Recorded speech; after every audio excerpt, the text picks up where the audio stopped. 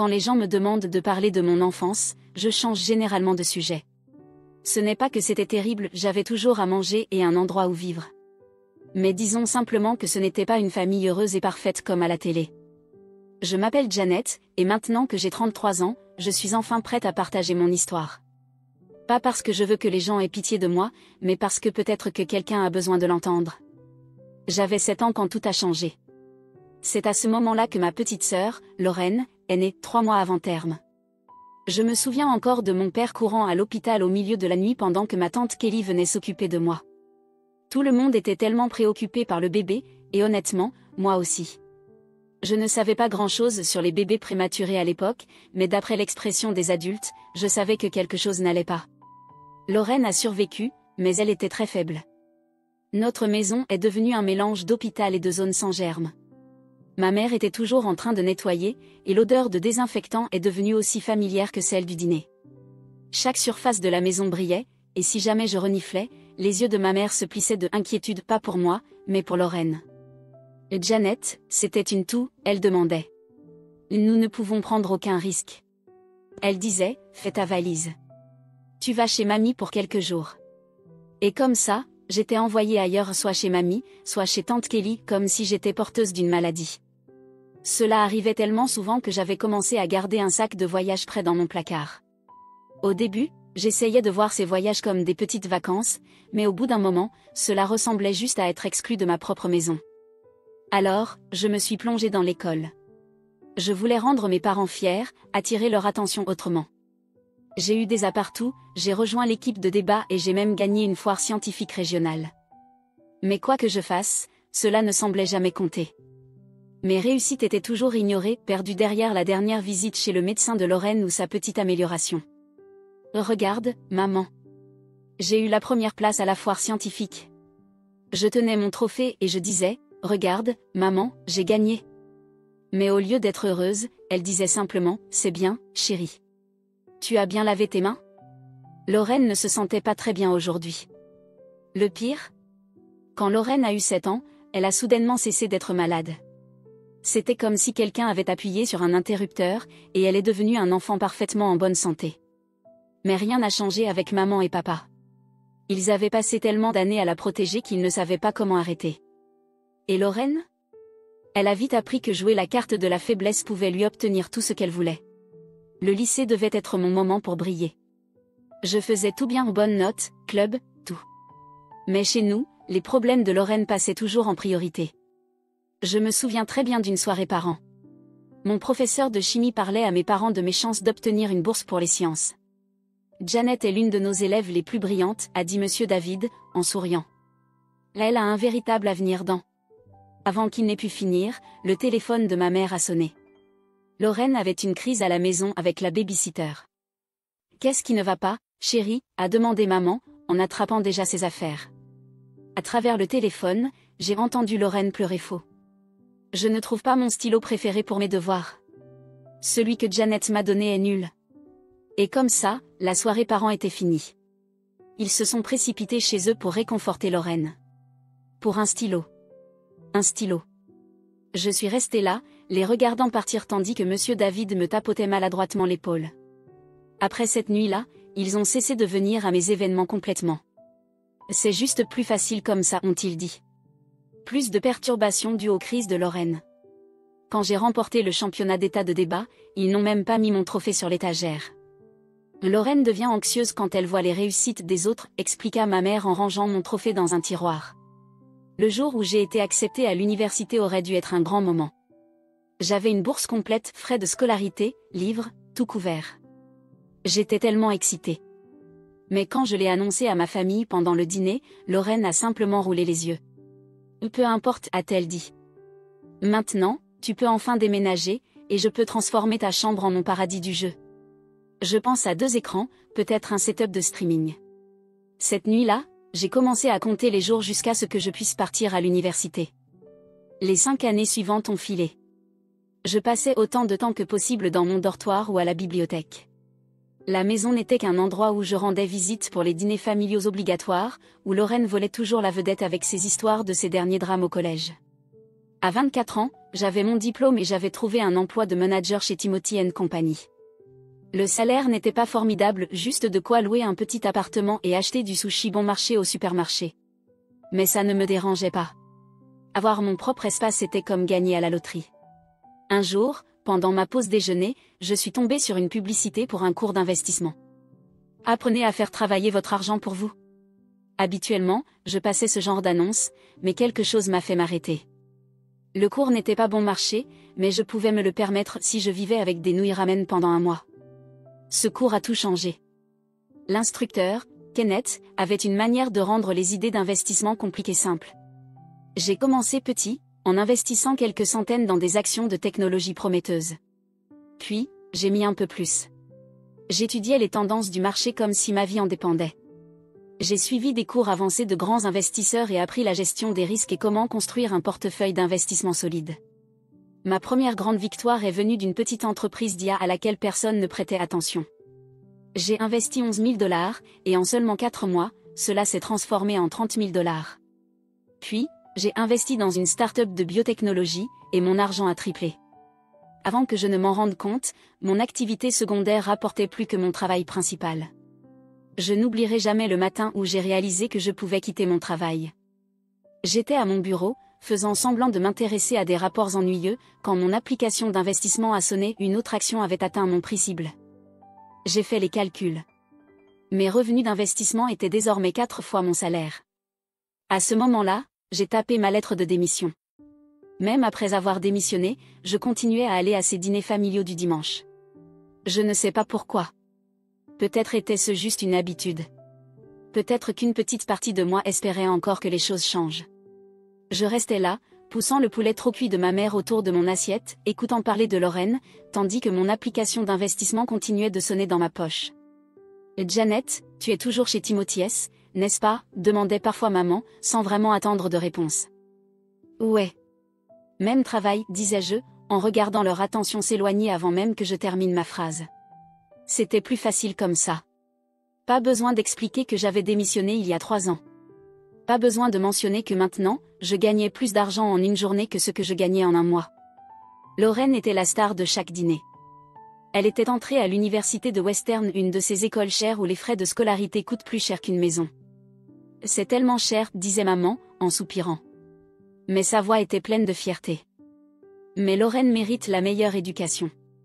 Nous avons pris des prêts, bien sûr, mais ça en vaut la peine pour l'avenir de notre petite fille. Lorraine souriait, en tournant ses pattes. Ma colocataire a un sac à dos Gucci. Tout le monde à l'école vient de bonnes familles. Le message était clair. Pas comme notre famille, Janet. Pas comme toi. Puis, un dimanche, je suis entrée dans la maison et j'ai trouvé ma mère en train de pleurer sur les factures. Mon père était à la table de la cuisine, entouré de piles de papier, ses lunettes de lecture glissant sur son nez. Les taxes foncières ont encore augmenté, marmonna-t-il. Et avec les frais de scolarité de Lorraine. Je les ai regardés lutter et j'ai repensé à toutes les fois où ils avaient choisi Lorraine à ma place. Et pourtant, ce sont toujours mes parents. Cette nuit-là, j'ai mis en place un virement automatique 1 122 $ par mois vers le compte de mes parents. Quand je leur ai dit, ma mère m'a même prise dans ses bras. C'était la première fois depuis des années qu'elle me montrait une véritable affection. « Oh, Janet, ça va tellement nous aider », dit-elle. Pendant un moment, j'ai cru que peut-être les choses allaient changer. Peut-être qu'ils allaient enfin me voir différemment. Mais plus tard dans la soirée, je les ai entendus parler dans la cuisine après le dîner.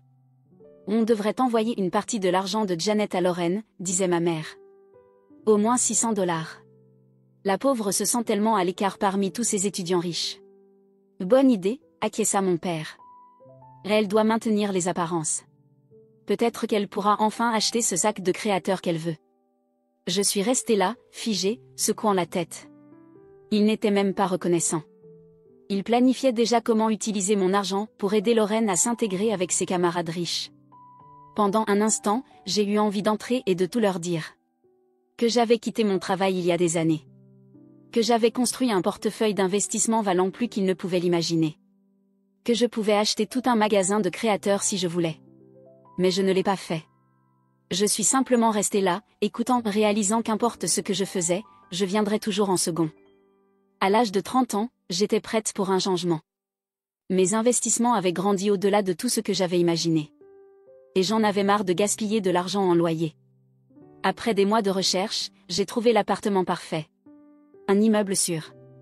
Une superbe vue sur la ville. Rien de trop extravagant, juste un bel espace qui ressemblait à un chez-moi. Le meilleur dans tout ça? Je pouvais l'acheter en entier. Pas de prêt. Pas d'hypothèque. Pas de dette. Le jour où j'ai eu les clés, je me suis tenue dans le salon vide, écoutant mes pas résonner sur le parquet. Cet endroit était à moi.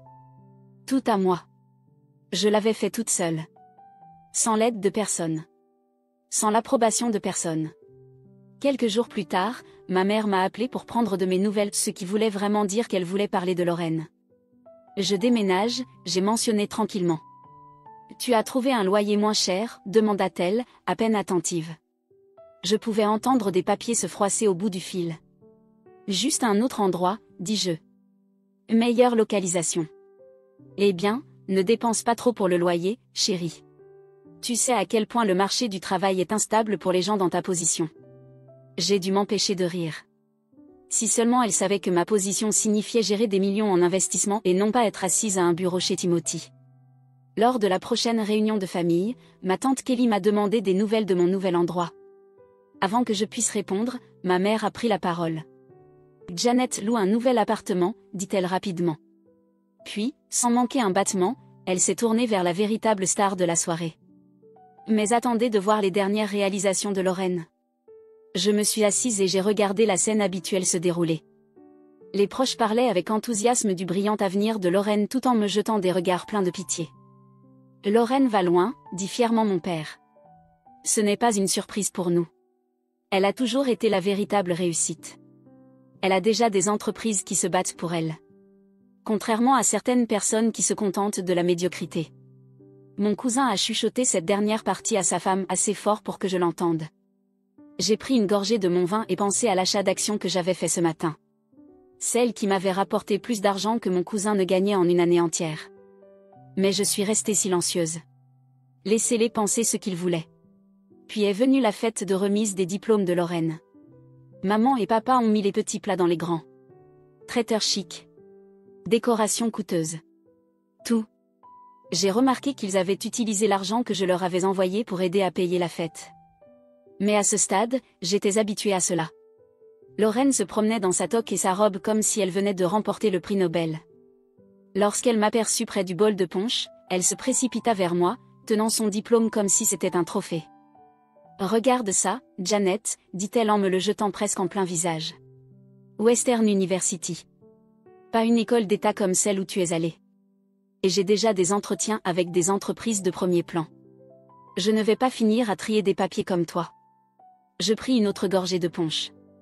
Félicitations, Lorraine. C'est tout ce que tu as à dire? Tu n'es pas jalouse? Je veux dire, je vais tellement réussir, et toi, tu es juste, eh bien, toi. Elle resta là, attendant que j'admette qu'elle était meilleure que moi. J'aurais pu lui parler de mon portefeuille d'investissement. De mon appartement entièrement payé. De combien je gagnais plus d'argent avant mon café du matin qu'elle n'en gagnerait pendant toute sa première année de travail. Mais à quoi bon? Au lieu de ça, je haussai les épaules et partis laissant Lorraine là, tenant son diplôme comme un bouclier contre ses propres insécurités. 4 mois plus tard, Lorraine était toujours sans emploi. Toutes ces entreprises qui étaient censées se battre pour elle? Il s'avère qu'elle n'était pas si impressionnée par son diplôme cher après tout. Pendant ce temps, les paiements du prêt commençaient à arriver. Un soir, mon téléphone sonna. « Janet, tu as une minute pour parler ?» demanda ma mère, sa voix soigneusement mesurée. Je savais déjà où cela allait. C'est à propos des prêts étudiants de Lorraine. Elle marqua une pause. Probablement pour l'effet dramatique. Il nous écrase vraiment, chérie. Et avec toutes nos autres factures. Je savais déjà ce qui allait suivre. Je déteste demander, mais est-ce que tu pourrais? Combien avez-vous besoin, demandai-je, sachant déjà que je le regretterais. Eh bien, si tu pouvais augmenter ton aide mensuelle à 4 000 $, ce serait une vraie bénédiction. Je pensais à toutes les fois où ils avaient ignoré mes réalisations. À toutes les fois où Lorraine m'avait moqué. Mais je pensais aussi à mon compte en banque, confortablement assis sur 7 chiffres. Quelque chose que ma famille ignorait complètement. D'accord, dis-je finalement. Je vais mettre en place le nouveau montant à partir du mois prochain. Le « merci » de ma mère était à peine sorti de sa bouche qu'elle commençait déjà à planifier comment dépenser l'argent. Ça va tellement aider pour les paiements du prêt de Lorraine. Et peut-être qu'on pourra lui acheter des vêtements appropriés pour les entretiens. Quelques semaines plus tard, Lorraine a enfin trouvé un travail. Dans la même entreprise où mon père était allé à l'université avec le directeur des ressources humaines. L'ironie ne m'a pas échappé lorsqu'elle a fini par obtenir le titre de manager. Un week-end, je suis passée chez mes parents et j'ai trouvé Lorraine allongée sur le canapé, faisant défiler des annonces d'appartements sur son téléphone. Ugh. Tout est tellement cher, se plaignait-elle. Je ne peux pas croire que je dois vivre ici avec maman et papa. C'est tellement embarrassant. Tu pourrais regarder des appartements plus petits, suggérai-je. Ou peut-être quelque chose en dehors du centre-ville. Elle me regarda comme si je lui avais dit de vivre dans une poubelle. Je dois être dans le bon quartier, Janet. Pas que tu comprennes. Certains d'entre nous ont des standards. Je jetai un coup d'œil autour de la simple salle de séjour de nos parents, celle où elle vivait gratuitement. Mais je gardai le silence. Elle jeta son téléphone de côté et soupira. C'est juste temporaire. Contrairement à toi, je ne vais pas rester manager pour toujours. J'ai du potentiel. À l'approche de Thanksgiving, maman entra dans sa panique habituelle de l'hôtesse. Chaque année, elle insistait pour tout cuisiner elle-même, transformant la cuisine en zone de catastrophe remplie de stress. Mais cette année-là était différente. Je ne sais pas ce que je vais faire, j'ai mis elle au téléphone une semaine avant les fêtes. Je me suis foulé le dos en sortant le linge de Lorraine de la sécheuse, et maintenant je peux à peine me tenir droite. Comment suis-je censée cuisiner pour 30 personnes? Pourquoi ne me laisses-tu pas m'en occuper, proposai-je. Je peux tout faire livrer depuis ce nouveau restaurant en ville. Maman halta, visiblement soulagée. Tu es une si bonne fille. Je ne sais pas ce qu'on ferait sans toi. En arrière-plan de notre appel vidéo, j'ai aperçu Lorraine en train de rouler des yeux de manière dramatique. Les compliments de maman, même un peu, semblaient clairement ruiner sa journée. Le jour de Thanksgiving commença comme n'importe quelle autre réunion de famille. La nourriture arriva à l'heure, et j'aidai maman à tout préparer tout en essayant d'ignorer les plaintes constantes de Lorraine. La farce achetée en magasin ne sera jamais aussi bonne que celle maison, marmonna-t-elle. J'avais emporté mon ordinateur portable car les marchés asiatiques ouvraient pendant le dîner, et j'avais des investissements à vérifier. Je l'installai dans ma vieille chambre et le laissai tourner pendant que je rejoignais la famille. La nourriture était délicieuse, bien meilleure que le dindon sec habituel de maman. Lorsque tout le monde s'installa avec ses assiettes, maman évoqua encore une fois sa blessure au dos. J'étais tellement inquiète de savoir comment je gérerais la cuisine, dit-elle à toute la table composée de tantes, oncles et cousins, mais Janet est intervenue et a organisé toute cette merveilleuse nourriture à emporter. N'est-ce pas attentionné? C'est vraiment gentil de ta part, Janet, dit tante Kelly avec un sourire. Ça a dû coûter cher. Oh, ce n'est rien, répondis-je, essayant de changer de sujet. Je suis juste contente que tout le monde en profite. Maman hocha la tête, l'air fier. Elle s'en sort assez bien dans son travail de manager pour nous aider beaucoup.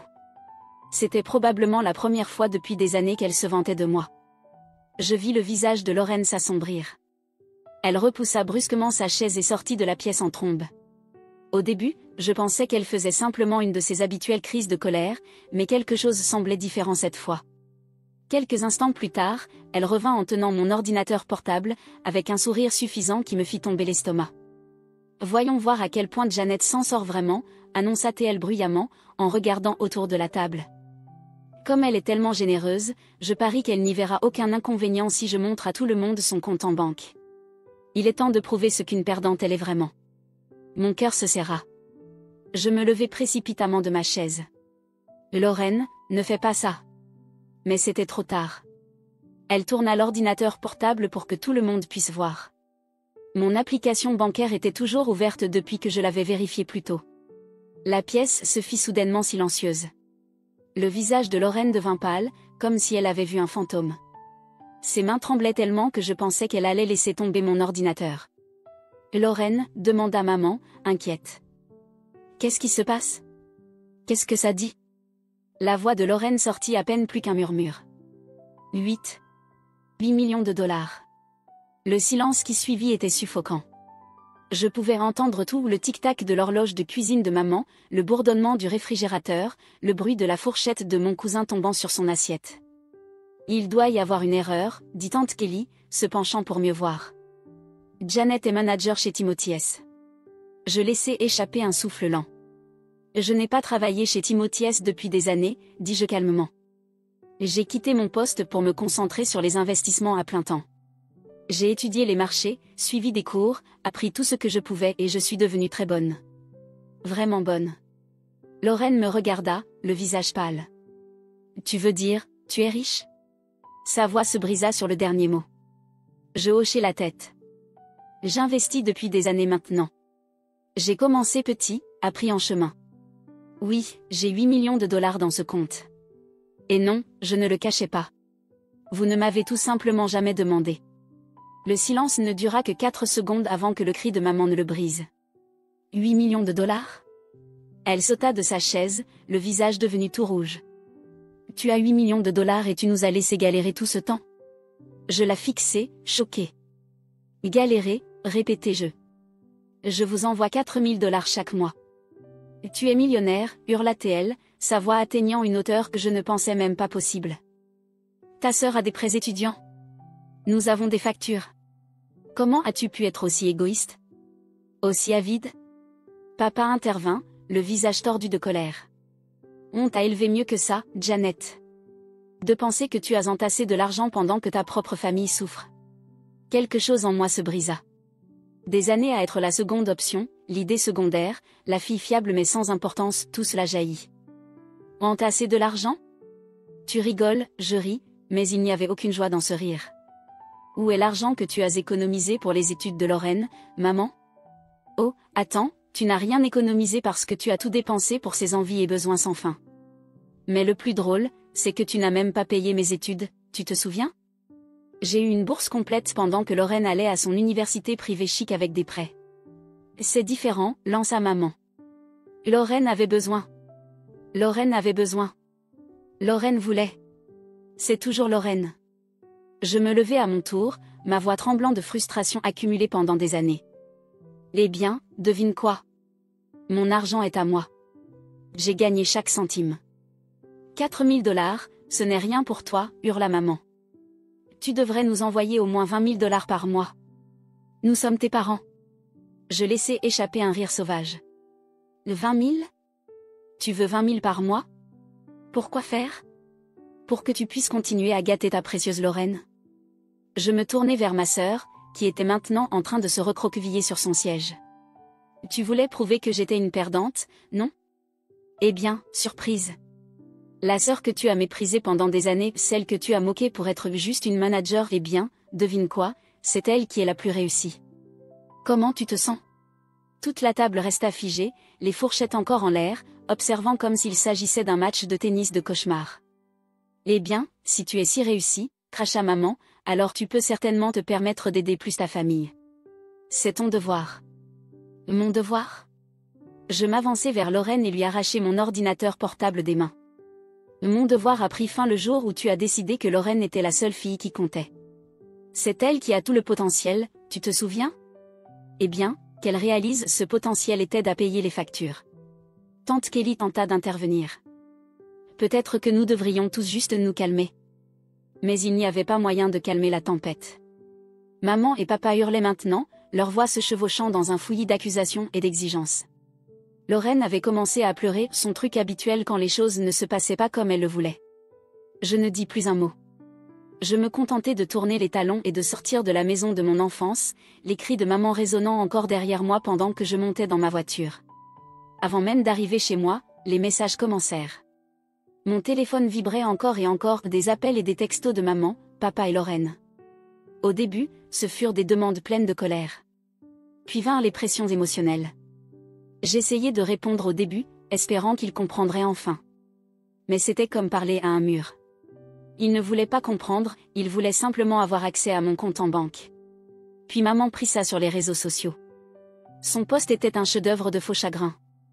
Absolument dévastée d'apprendre que ma fille aînée est devenue millionnaire tout en voyant sa propre famille lutter. Elle refuse d'aider sa sœur à payer ses prêts étudiants ou de soutenir ses parents vieillissants. L'argent change vraiment les gens. S'il vous plaît, priez pour que Janet se souvienne de ses valeurs familiales. Les commentaires affluèrent. Des amis de la famille, des gens que je n'avais pas entendus depuis des années, semblaient soudainement avoir beaucoup de choses à dire sur moi. Comment a-t-elle pu être aussi sans cœur? Je savais toujours qu'il y avait quelque chose de bizarre chez elle. Quel genre de personne abandonne sa famille comme ça? Maman a aimé chaque commentaire, ajoutant des émojis de pleurs et répondant avec « Merci de comprendre ». Les membres de la famille qui avaient été là pendant la crise de Thanksgiving restèrent silencieux, mais leur silence n'aidait pas beaucoup contre l'inondation des amis de la famille qui me traitaient de tout, de ingrate à maléfique. C'était la goutte d'eau de trop. J'ouvris mon application bancaire et fixai le virement automatique 4 000 $ par mois. Ils appelaient ça des petites pièces. D'un clic, je l'annulai. Puis j'envoyai à maman un dernier message. J'ai annulé les virements mensuels. J'en ai assez d'être ton distributeur automatique. Ne me contacte plus. Mais ils n'ont pas pris le 1. Les appels ont augmenté, venant à toute heure. Lorraine a commencé à appeler depuis différents numéros quand j'ai bloqué le sien. Papa a laissé de longs messages vocaux décousus sur le devoir familial. Les publications de maman sur les réseaux sociaux sont devenues encore plus mauvaises. J'ai tout bloqué, leurs numéros, leurs emails, et leurs comptes sur les réseaux sociaux. Mais je savais qu'ils ne s'arrêteraient pas là. La dernière étape, j'effraie. J'appelais le concierge de mon immeuble. J'ai besoin d'ajouter quelques noms à la liste des « à ne pas admettre ». Je lui donnai leur nom, description, et lui montrai même des photos. Il hocha la tête, prenant des notes minutieuses. Le lendemain, j'effraie m'appela. Tes parents et ta sœur ont essayé de forcer leur entrée, dit-il. Ils ont causé une belle scène dans le hall, menaçant d'appeler la police. Je n'étais même pas surprise. Cette nuit-là, j'ouvris mon ordinateur portable et commençai à regarder des propriétés dans d'autres États. Peut-être qu'il était temps de recommencer quelque part, loin d'ici. Certains pourraient appeler cela fuir, moi je l'appelle poser des limites. Ils ont eu des années pour me traiter comme une famille. Ils ont choisi d'ignorer mes réalisations. Ils ont choisi de se moquer de mon succès. Ils ont choisi de mettre Lorraine en priorité à chaque fois. Maintenant, ils m'ont montré exactement comment ils me voient, et je ne ressens aucune obligation de les garder dans ma vie. Alors que je fais défiler les annonces dans des villes où ils ne me trouveront jamais, je ne ressens que du soulagement.